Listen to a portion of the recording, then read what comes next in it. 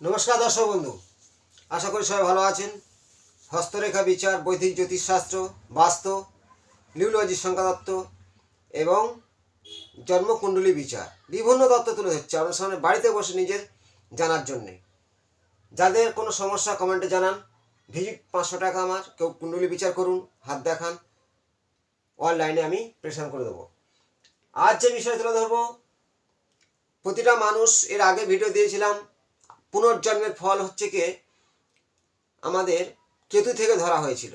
কেতুও পুনর্জন্ম, সে আগের জন্মে কী ছিল, সেটা হলো আগের জন্মে সে কী ছিল, অর্থ নিয়ে মারা গেছে বা কোনো সমস্যায় সে কেতু খেয়ে ধরে আমি ভিডিও দিয়েছিলাম। যেমন আগের জন্মে কতটা পুণ্যের ফল বৃহস্পতি থেকে ধরা যায়। তাহলে বৃহস্পতি আমাদের শরীর, আর রবি হচ্ছে কি আত্মা, তাই আত্মার মৃত্যু নেই, অবিনাশ্য। তাই আত্মা পরমেশ্বরের সঙ্গে লীন হয়ে যায় তার কর্মগুণে।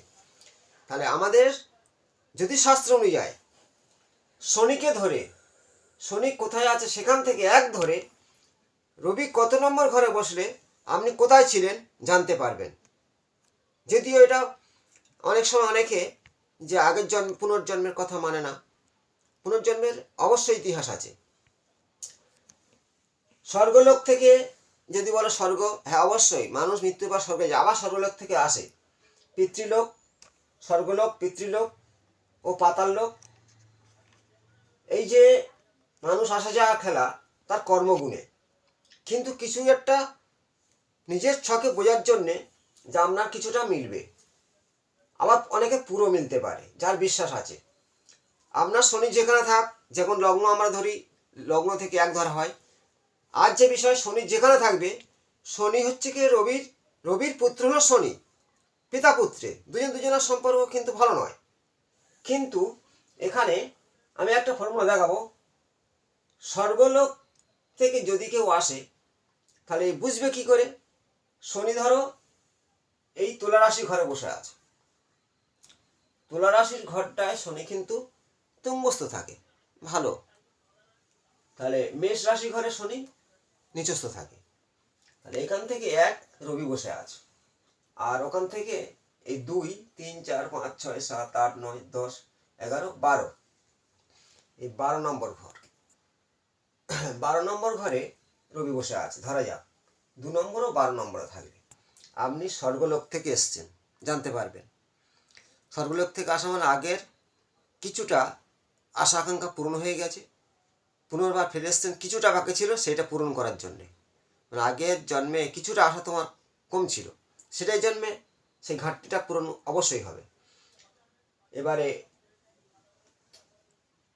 পিতৃলোক, পিতৃলোক বলতে কী বোঝায়? পিতৃলোক হচ্ছে কি আমাদের যেখানে জন্ম হয় সেই বংশ পরম্পরা, সেটা পিতৃলোক বলা হয়। তাহলে পিতৃলোক থেকে আমরা যদি কেউ মরে যাওয়ার পর আসি, জানার জন্য শনি যেখানে থাকুক, শনি ধরো এই মিথুন রাশির ঘরে বসে আছে, মিথুন রাশির ঘরে শনি বসে আছে, তাহলে ওইখান থেকে ঘুরে 5, 9, 3 ও 11 নম্বর ঘর যদি রবি বসে থাকে, 5, 9, 3, 11 নম্বর ঘরে যদি রবি বসে থাকে, আপনি পিতৃলোক থেকে এসেছেন এবং পিতার সঙ্গে আপনার অনেকটা সাপোর্ট পাওয়া বা পিতৃ সম্পত্তি আপনার লাভ হতে পারে। এবং পঞ্চম নবম ভাব আপনার কিছুটা জ্ঞান অর্জন হবে। 9 নম্বর ঘরে ভাগ্যের ঘর বলা হয়, আপনার ভাগ্য সাপোর্ট দেবে। 3 নম্বর ঘরে পরাক্রমী হবেন, একাদশ ঘরে প্রচুর আয় করবেন, আর পঞ্চম ঘরে শিক্ষা বাড়বে। রবি পঞ্চম ঘরে, শিক্ষা, তার মনের ইচ্ছা পূরণ অবশ্যই ঘটবে। যদি শনি যেখান থাকে সেখান থেকে যদি রবি 5, 9, 3, 11 ভাবে থাকে, আপনি পিতৃলোক থেকে এসেছেন জেনে নিন।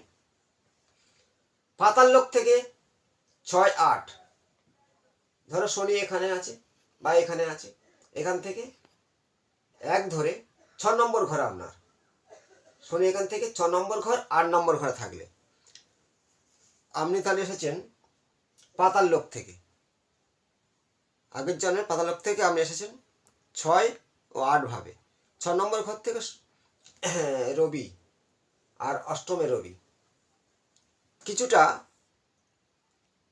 শারীরিক সমস্যা হবে। 6 নম্বর ঘরে থাকলে কি হয়, মানে 6 নম্বর ঘর তো আমরা রোগ, শোক, ব্যাধি, ঋণ বিচার করি।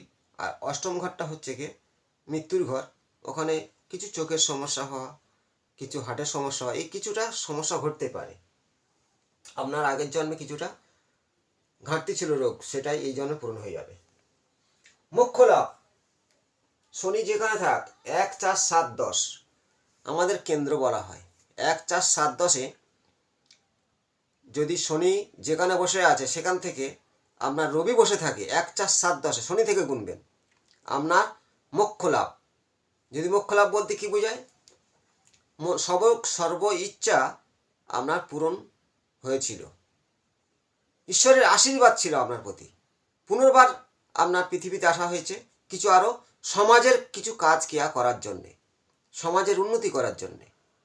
তাই রবি 1, 4, 7, 10-এ যদি আপনার থাকে শনি থেকে গুনে গিয়ে, শনি যেখানে থাক আপনি যাবেন 1 গুনবেন শনি থেকে, 4, 7 আর 10, 4, 7, 10 যদি রবি বসে থাকে তাহলে আপনার মোক্ষ লাভ, মোক্ষ লাভ থেকে এসছেন। মোক্ষ লাভ বলতে অনেক রকম শাস্ত্র অনুযায়ী আছে যে আপনার আগের জন্মের পুণ্যের কিছু ফল, সব কিছু সমাজে সেবা করেছিলেন, কিছুটা সমাজ সেবা বাকি আছে এই জন্মে, সেটাই পূরণ করবেন।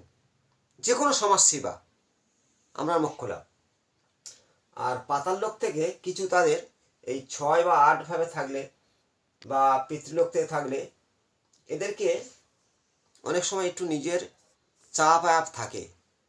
এ ধরো পাতাল লোক 6, 8-এ আছে, কিছুটা চাওয়া, শনি যেখানে থাকে 6, 8 থাকলে তার মধ্যে কিছু মানে ভালো মন্দ খাওয়া বা একটু নিজের স্বার্থ নিয়ে চলা, এই ধরনের কিছু আসতেই পারে, এটি সমস্যা নয়।